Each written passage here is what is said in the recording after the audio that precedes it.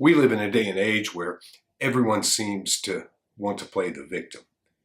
Oftentimes, this victimization is of our own decision making. We're victimized based upon immoral or unethical actions.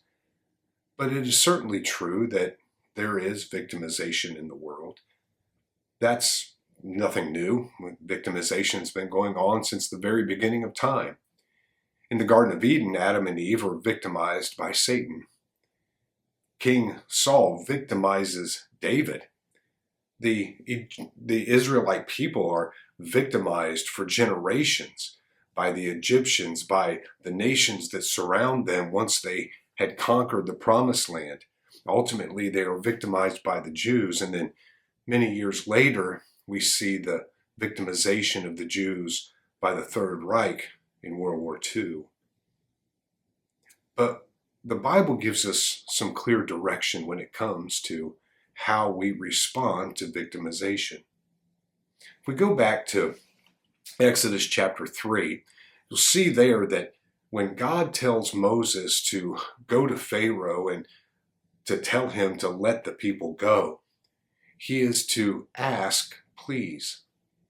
He is to be respectful in asking for Pharaoh to, of his own free will and voluntarily, to let the people go. At the end of Exodus chapter 3, verse 22, God tells Moses here that every woman shall ask of her neighbor, namely, of her who dwells near her house, articles of silver, articles of gold, and clothing, and you shall put them on your sons and on your daughters, so you shall plunder the Egyptians. Now, some translations say that they are to borrow, which leads to an ethical conundrum. That is, are they doing something unethical, borrowing something that they know that they won't return? Well, the Hebrew language here really says, as it does in the New King James Version here, to ask of them. The Hebrew word carries with it the idea of a request. They are not to do something unethical or immoral in stealing from their neighbors. They are to ask or request these items from them. It is God through them who is going to plunder the Egyptians. But we as Christians, or in this case, the children of God, Israel, are to act ethically even with their oppressors, their victimizers. Jesus has something to say about this for us today. In that great Sermon on the Mount in Matthew chapter 5, at the end of that chapter, Jesus says, beginning in verse 43, "You have heard that it was said, you shall love your neighbor and hate your enemy." Let's say that's the one who is victimizing and oppressing us. We're to hate them. This was the common mindset among the Israelites of that day. Love your neighbor, but hate your enemy.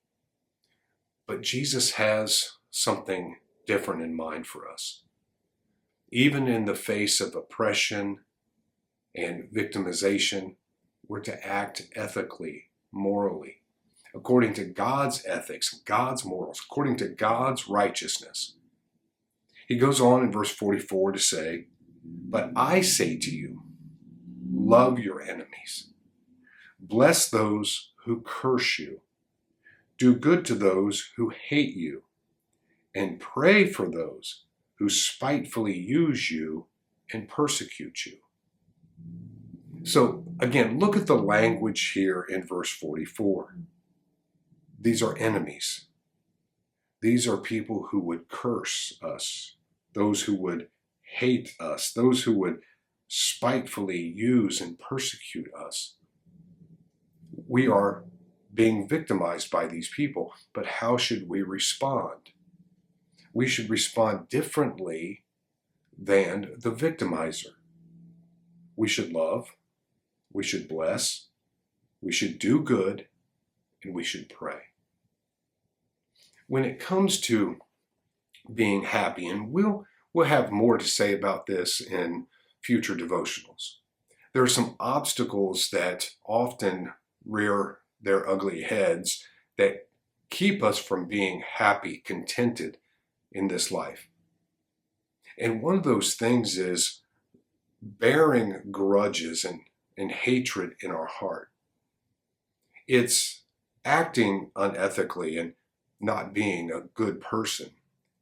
If you ask most people, are you a good person? Most people would say, well, sure, I'm a good person. If everybody is as good as they think they are, then why is there so much evil? Why do people do such awful things? Why do people victimize other people? Why do people, as Jesus says here, create for themselves a contentious relationship with others? To be an enemy of someone, to curse someone, to hate someone, to spitefully use and persecute someone. That's not being a good person. Well, if everybody thinks they're a good person, the better question in light of the reality is, what am I doing to be a good person? Let's make a list of things that we can do to be a good person, the kind of person that God would have us to be. And maybe what Jesus is saying here in verse 44 is a good place to start. What am I doing to love my enemies? When was the last time I blessed someone who cursed me? When was the last time I did something good to someone who was doing evil to me? When was the last time I prayed for someone who was victimizing me? I think if we work on those things, we'll find our lives to be much more joyful, peaceful, and we'll be far more happy. Why? Because even in the face of victimization, we're doing the right things, the ethical things, the moral things. And that will lead us to be happy, content, and peaceful.